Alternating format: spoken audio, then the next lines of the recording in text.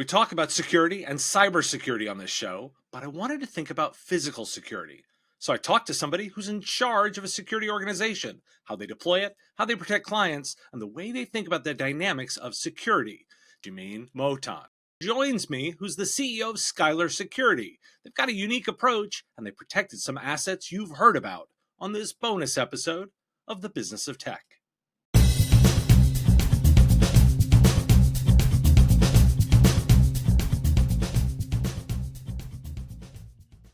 Don't you sometimes wish you could see what's happening in your customers' IT rooms you manage without needing to be there? Sentry from RF Code is the answer. Live and recorded video with motion detection offers better visibility than being there. Thermal imaging with 768 monitoring points combined with ambient temperature and humidity. And it's so easy to set up. Plug it in, scan the QR code, and you're done. Sentry helps you know about IT issues before your clients do. And listeners get 30% off your order of hardware and service with code MSP Radio on checkout. Visit rfcode.com/MSP Radio and never be asked why you didn't know again.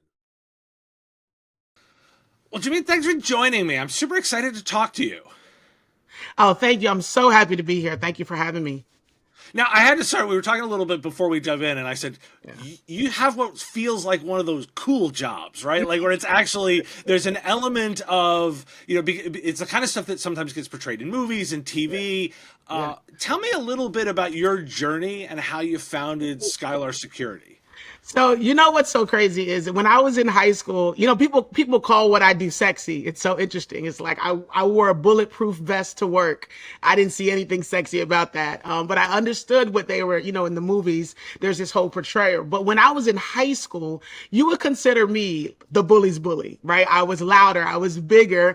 I'm literally sitting here 300 whole pounds. When I was in high school, I was probably a little under 200. So I was always bigger, leading my community. I was the one that sat in the lunchroom with that person that did not have a voice. And so I always found myself in that little groove. And so, there's that survey you take in high school that says, this is what you're going to do for the rest of your life. Mine was an attorney or a judge, or a law enforcement. And so I think at an early age, I knew that my heart was in protection. So I started a business where I was it was an all-female security guard team where we did executive protection for female executives. And it was there that I knew that I could use my talent for good.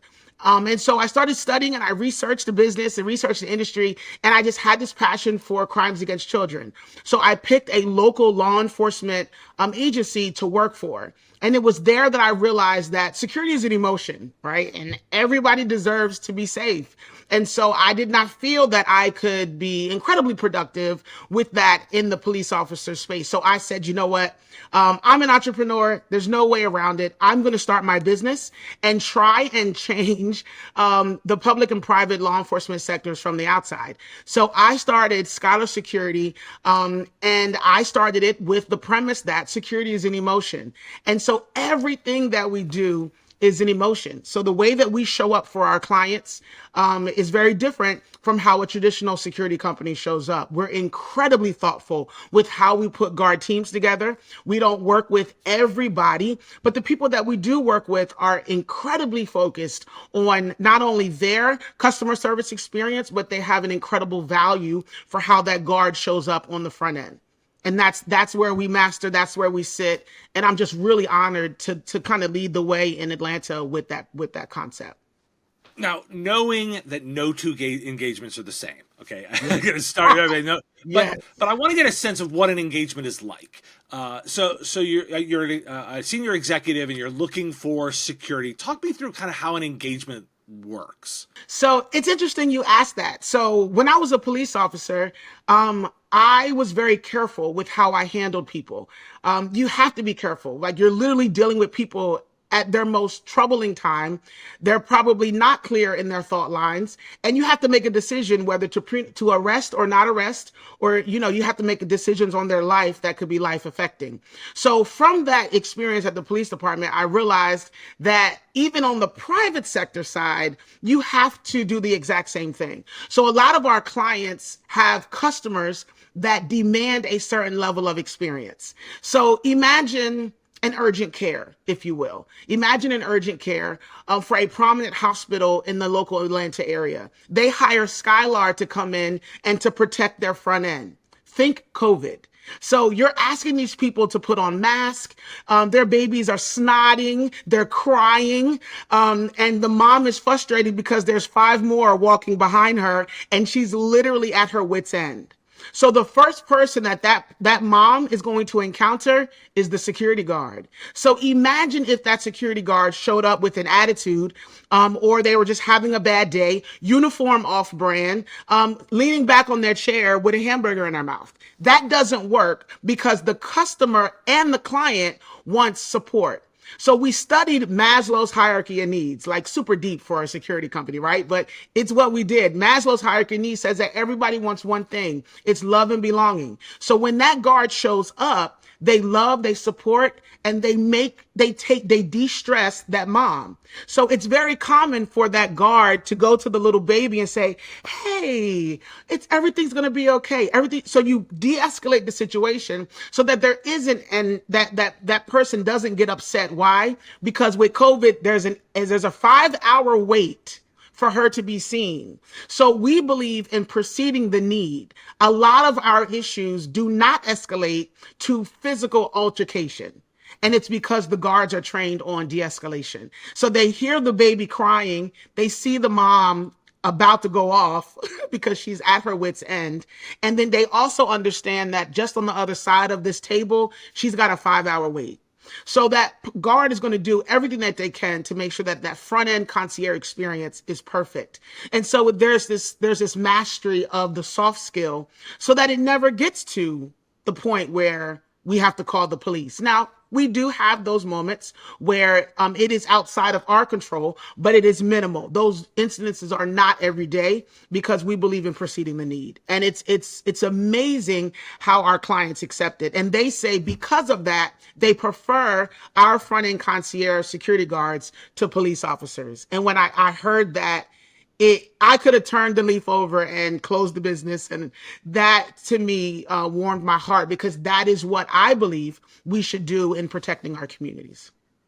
Now, it's super. One of the reasons I want to talk to you is because I like understanding industries that I feel are super complementary and connected to what we do in technology services. Because the better we are at understanding those we connect with, the better job we do.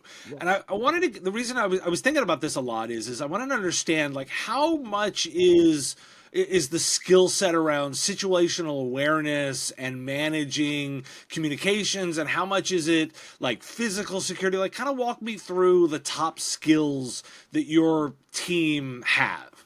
Yes. So there's tenets that we teach in our orientation. And one of them is I believe a marry to what you do. But there's this attentiveness. That you have to be attentive. You have to be perceptive. You have to think about things differently. So when that homeless person is walking onto the property, you have to be reactive. Not aggressive, but you have to be reactive. You're not just going to let that person just do whatever they want to do while the security guard, while you're sitting there. So there's this, also they have incredibly high emotional intelligence. So while they understand you're upset, you being upset doesn't make me upset, right? Like I understand that I have to ground you. So I say, if you're on 10, I'm on 5. If you're on 8, I'm on 4. I can be at 1 and you can be at 5 because I'm still grounded in myself and I know how to manage the situation. So there's also this team element that we all have to work together as a team. So if you're not used to working with people, because at the end of the day, right, like even in the police world, law enforcement, we wear a vest to work and we have to understand that my actions affect you and your actions affect me, and it could cost me my life. So there's a lot on the line here, but it also means that we can't hire everybody. We don't hire everybody, and the people that we do hire have all of those skills. Preceding the need is the biggest one. So making sure that, like we were talking about, even the email, if you get, we do asset protection. So if an email comes in to the skylarsecurity.com and it's telling us about an incident that's occurring on the other side of the building, and it seems really suspicious, we're not going to respond. We're going to figure out a way. Maybe it's fishy. Maybe it's something that an intruder that's trying to get in, that's coming in through the email. So we have to have this certain awareness of technology and understanding how our customer could potentially attack us. And it could come in through an email or it could come in through the front door. Either way, we have to be aware of what that is. It's funny you call it that it could be fishy. There's a reason we call those attacks phishing attacks because of exactly that. Yes. I want you to help me understand a little bit because it's not just physical protection, it's asset protection. Like, and nothing is ever a clearly defined line, right? The edges are always kind of murky. Like, talk to me about like the physical and cyber lines and how you view that from a responsibility definition. There's two particular clients that I think about when I think about, the cybersecurity attacks that could potentially come in. We did the Super Bowl, and that was the first time that I realized not only how serious attacks are on that level. I mean, we're talking 70, 80,000 people, and that's just in the stadium, not even talking about around the outside. And so we had a lot of briefings, a lot of meetings about just how attacks come in. And so, of course, the physical component, that's without saying. But there's this other side that we as physical security experts have to understand, that there's this other side that is actually I don't want to say more vulnerable than the physical, but because if you're not aware, it looks like an email, it looks like an invoice, but it's really someone on the other side trying to get in. And so after doing the Super Bowl in Atlanta and then also in Miami, I realized that it would behoove all of us on the physical security space to have this really, really clear awareness on how things come in. Also, we do construction sites, but not just any construction sites. Like these construction sites, if an intruder comes in on the outside, yes, they can take pipes. Yes, they can take the machinery. Of course, yeah, that's without saying. We know that. But once these buildings get built up and they start bringing in the televisions, the computers, the systems, now that guard is not just posting up on the outside at the gate, but they're looking at their emails, they're looking at the phone calls that come in, and everything, especially in today's time, it may look like it's what you think it is, but it could be something totally different. So it makes that security guard have to be extremely savvy with not only the physical space, but also that cybersecurity space. It is what it is. It is the time period that we're in. And I say that that $10 security guard and that t-shirt security guard, may they be no more because of the responsibility on both sides, the physical security and also the cybersecurity. It's essential. So oftentimes when we talk about it in the cyber realm, we know that we can make things more secure by making them inconvenient and harder to do. Right? Like the more steps you have to go through, the more verifications, that slows it down. I would imagine in Yes. physical there's elements of this too. You can have more gates, more pass-throughs, more detectors, but you've made it harder. How do you balance, and what's your framing for thinking about convenience versus security and safety? I'm about to start laughing right now. It's just I'm smiling because you got it. It's so interesting how we are the same type of service, just on either side. You don't want to, for the physical side, you don't want to make it too inconvenient because people are going to get frustrated. And so what I tell my team, and think Super Bowl. So you have this huge edifice of people coming to Disney World. They say it is a Disney experience. And so my team was literally writing raps because we did not want the people to feel inconvenienced. And so with the guard teams, because we are the front end experience, we know you got the shakedown, the pat down, you have the wanding, you have the eye checking, the pocket checks. So there's a certain way that you have to do it. And I know it sounds really simple, but how you do it, the not invading these people's personal space, but letting them know that we're doing this to keep you safe. And so if they feel safe and they feel secure, then they trust you. Once they trust you on the physical side, you could do almost anything, and they're going to trust that it's in their best interest. However, when you're putting together a logistical plan, you don't want to be too inconvenient, but at the same time, you want to do what it takes to protect that process. But the thing with us is that we are people, and we can smile and we can make them feel safe. Unfortunately, on your side of on your side of things, it's not so soft skill, but we can do things human to human that helps that situation, and they really do appreciate it. They really do appreciate it when you do it. They'd say thank you, and that they appreciate it, and they know you're only doing it to keep them safe. Unfortunately, Dave, you don't have that. We don't have it quite as easy in You that don't have front. it quite Now, as easy.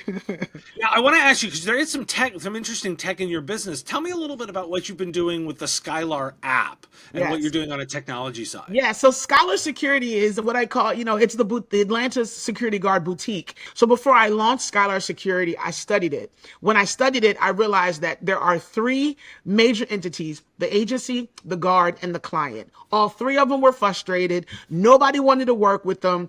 Nobody wanted to work. Clients didn't want to work with the agencies. Agencies didn't want to work with the guards. And so what I did, I listened to all three, and I built Skylar.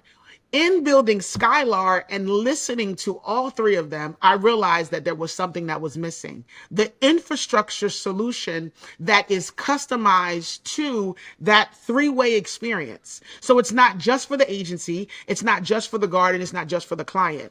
It is intentionality around those three, and we listened and we built it, but we use it. So we're gonna, in about a month, we're going to allow security agencies to come in, but imagine a group of security agencies that are as particular as we are with Atlanta. Imagine that all over the world. So we're building that tool that's going to enable all of that. And so we're starting with Skylar Security. So we've been in it for the last 6 or 7 months. It's been going well. In the next little bit, we're going to launch it out to the nation, really. Oh, super interesting. Now, just sort of wrap things up, I want to help our listeners who may not be as quite as familiar. Like, what's the number one thing people don't think about when it comes to your space that you wish they knew? Oh, wow. It's That's a great question. The one thing that I wish people knew is that security guards are more prominent in our major cities than law enforcement. When I researched it, I realized that there's more security guards in Atlanta than there are police officers. And so with that, security guards should be respected, and they should be honored as protectors of the community. It is my job, though, to make sure that the quality of those security guards is lifted so that the respect from the community can be lifted as well. That we are all together in the fight of keeping our community safe, from cybersecurity to physical security, to police officers, to security guards, to the HOA, to that community, to the government sectors, to the Class A building downtown, to the restaurant. We all have to own our lane in protecting our communities. If we do that, then we will be a safer community. And not just, like I said, on the physical side, but also on the cybersecurity side. So I wish there was a better awareness of what that security guard does, but I also know that it's our job to lead the way in making people have some respect for what we do. My clients run to me. We're on a waiting list. They run to us because there isn't that quality of standard out there. Well, we want to duplicate ourselves all over the world in the US. That's what we're doing with the tech. But also we understand once that happens, then that expectation from the community will rise as well. Well, Jamine, this has been fascinating to learn as we talk about in on our side, on the technology side.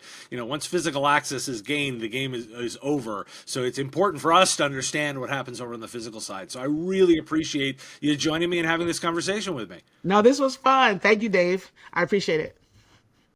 Are you and your clients tired of the time consuming ticket tennis of coordinating meetings and help desk calls?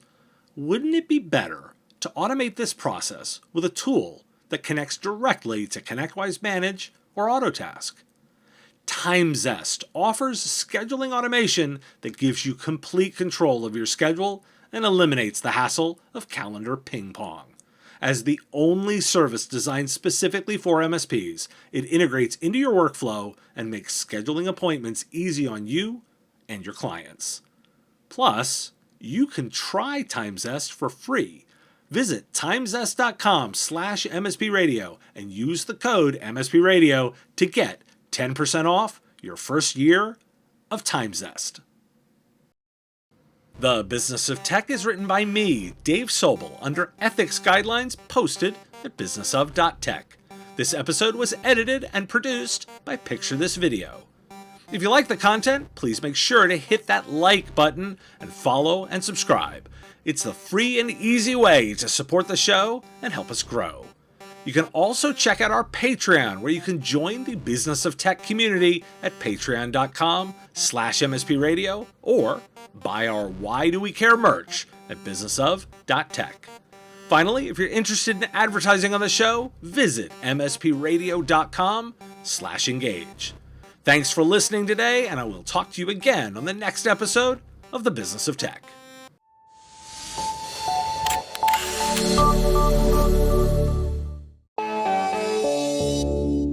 Part of the MSP Radio Network.